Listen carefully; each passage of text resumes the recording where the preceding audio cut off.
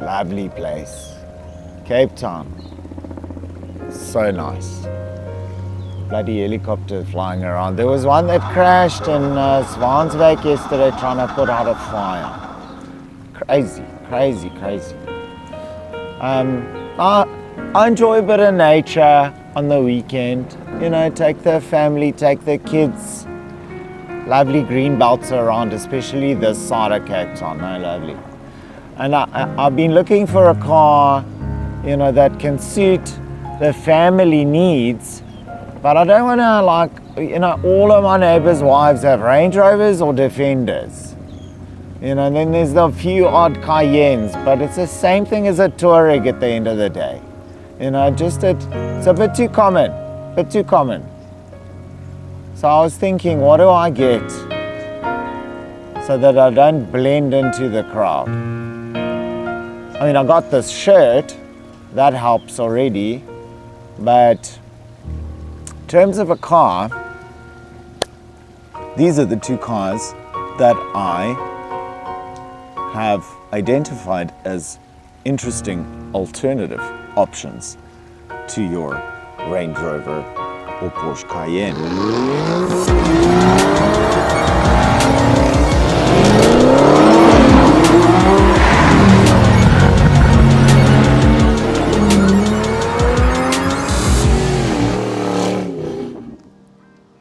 How's the trail?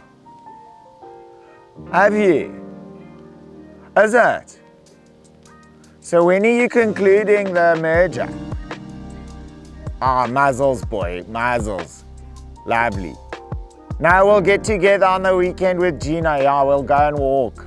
Okay, mazzles on the deal, boy. Well done. Anyway, back to my two options on alternative SUVs. This is what I got.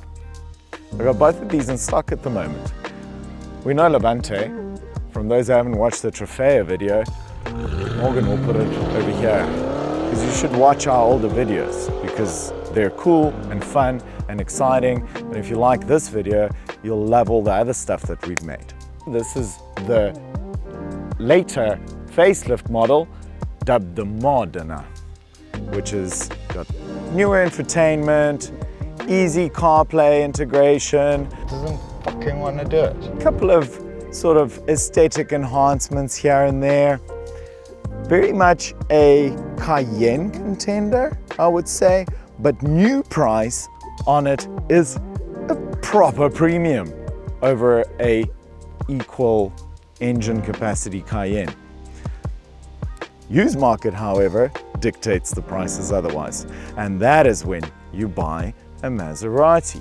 And in this case, this Levante, 4 years old, in factory warranty, 40,000 Ks, very cool tri-coat paint called Blue Nobile, all for 1.5 million rand. Half price of new. If you buy a new Maserati, hats off to you, but also you're either A, brave, B, stupid, or C, absolutely hate your money. Don't do that, buy it from me in the secondary market. The Stelvio, on the other hand, that's a bit of a wild card. I think the Stelvio is not actually an SUV. It performs like a sports car on steroids. And it does that all with the entire family in the car. So, two interesting cars, one leaning on the luxury SUV and the other very much the sporting contender. We're going to try and see which one of these two alternatives is going to be the one that I would pick. Let's go. No, I know, Gary, I know. But everyone wants to come here now. You can see what's going on. Look at the bloody traffic. All the Europeans, the Germans are buying up Constantia. No, I'm getting in the mess. Yeah, I'll see you now, boy. Okay.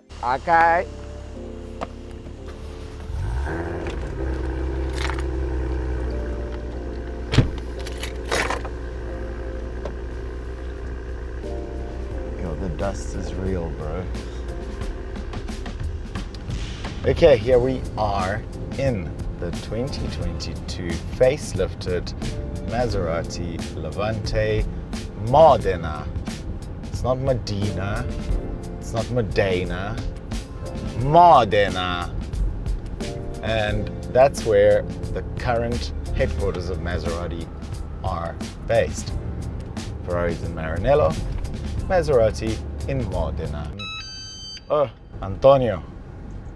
Да, Morgan рядом с тобой? Mox, hi. Are you hungry? Do you want me to grab anything for you? Mox, you're a very skinny bitch. Fucking Anton. We're making a video here, hey? Right, back into it. Super nice cabin. Love it. To the point that I can forgive the Stellantis parts bin things in here. A la Jeep Grand Cherokee window switches, a la the start button, the headlight switch, panoramic sunroofs. What is the obsession, people? It's the single most annoying thing to have in your car. This car does have a humongous one, and it's a highly desirable option, particularly in the secondary market. I don't know why. Why do you all want panoramic roofs? Yeah, the complaints are few. The build quality is solid. There isn't really any squeaks or creaks. Lots of adjustments. Seats, these are the sport seats. So these are the same seats that we would get in the Trofeo, which had some additional design on it. But the shape, exactly the same, with the trident in the headrest. So when I get in this car, I do feel that I'm driving something cool and special and unique. That's all it really has to do, I suppose, apart from driving nice. So onto that part. The air suspension on the car is a bit odd. Sometimes it's super soft, ironing out the road, and then I almost feel like you'll be driving the same road on another day, and it's like a little bit too busy and a little bit too crashy. Don't know what's up with that. I don't know if there's some additional little ECU or brain that's telling the suspension what to do, and sometimes that little brain is just not braining. But generally I would say ride quality is good. It's got a sport mode, and the sport mode opens an exhaust valve. This might be the baby power output or the baby engine Levante, but it still has some decent pep and a really nice exhaust mode. And then there's an additional shock damper stiffener here as well, which I would not press, honestly. I think this is firm enough. This is a cool car. This is a cool car for 1.5 million rand. At 2.8 new, don't think so. Not for me, thanks. I mean, 2.8 new is big body Range Rover territory. And I'm having a big body Range Rover over this. But again, this is where Maserati shines for me, and why we've transacted so many over the years, because in the secondary market they just make total sense.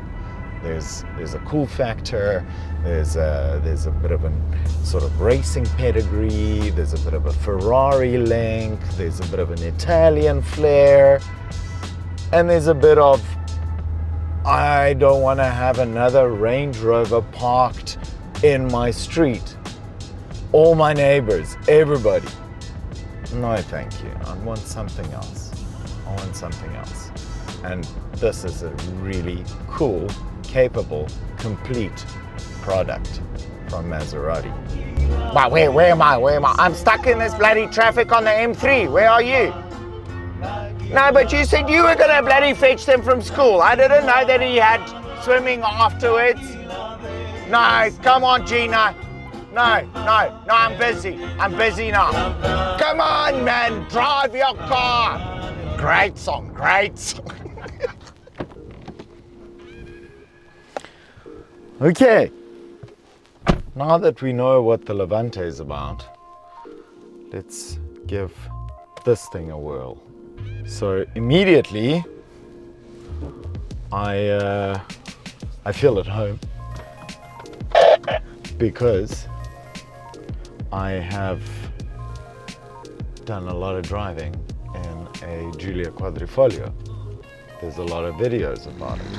I even got a trophy for driving a Giulia Quadrifoglio, believe it or not. Dash, doors, although different size and things like that, it's all pretty much the same.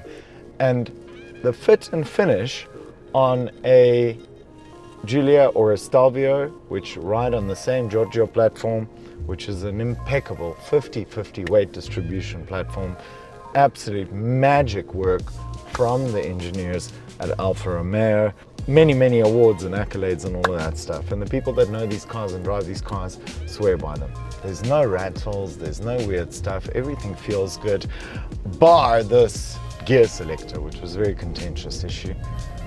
Because it is really like cheap little piece of plastics around here that if you touch it with the back of it, it's actually like this like sharp plastic edge. It's horrible. They did update it in the facelift. It got a touch screen display, which I'm not a fan of because then all the sticky fingerprints on it everywhere, and some new headlight and tail light cluster designs. That was about it. This is an amazing car. I know it. I've had one before, and obviously I'm a huge fan and promoter of the Giulia. And this is the same thing. Same car, just has more space, more practicality. This one is really cool because it's got these carbon fiber Sparco racing buckets. Quite rare on a Giulia, but more rare on a Stelvio. And it actually creates a little bit more legroom in the back, which is also another, plus point for practicality for this little Italian SUV. I don't know what like, it's kind of between the size of a, say, Porsche Macan and a Porsche Cayenne. So it's nor here nor there. Levante is definitely Cayenne size and would be a contender to it. This kind of has its own little segment. I love this generation of Alfa Romeo. I think they're extremely good value, but it's the drive of these cars that really would motivate somebody to buy it. Somebody who's a petrol head, somebody who's an enthusiast, will take this over a Macan, over a Cayenne, over any other SUV. I have never driven another SUV that drives and performs as good as this one does. So, daily drive, all day long for the wife. But then you can get into it on the weekend and you can press this little drive mode selector, take it into race mode, and then we can do this.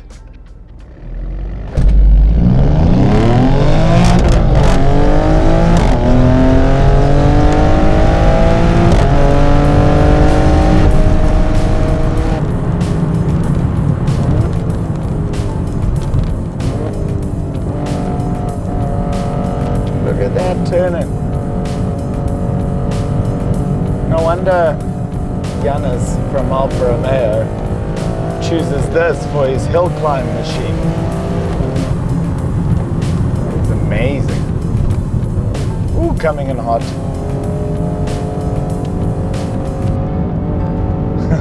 This is like a little hill climb now. This is fun. We are hill climbing the Afrikaans Taal Monument. We are very keen to learn about the culture, so we are very fast on our way. One more run. Hell yeah.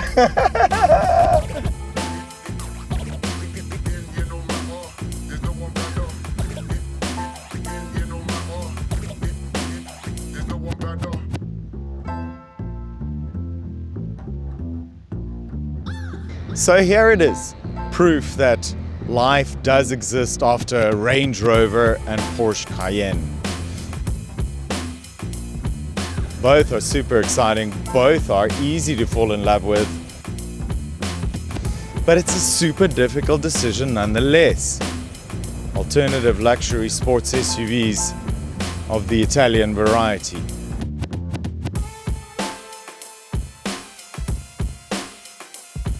It's like choosing what you're having for dinner. Pizza or pasta? Both are delicious. But I think I know which one I'm having tonight.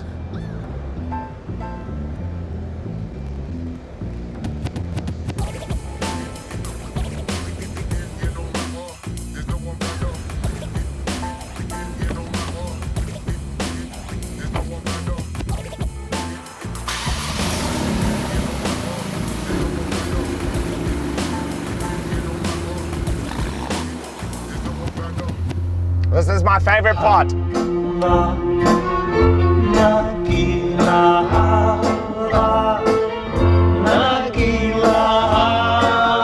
Manual.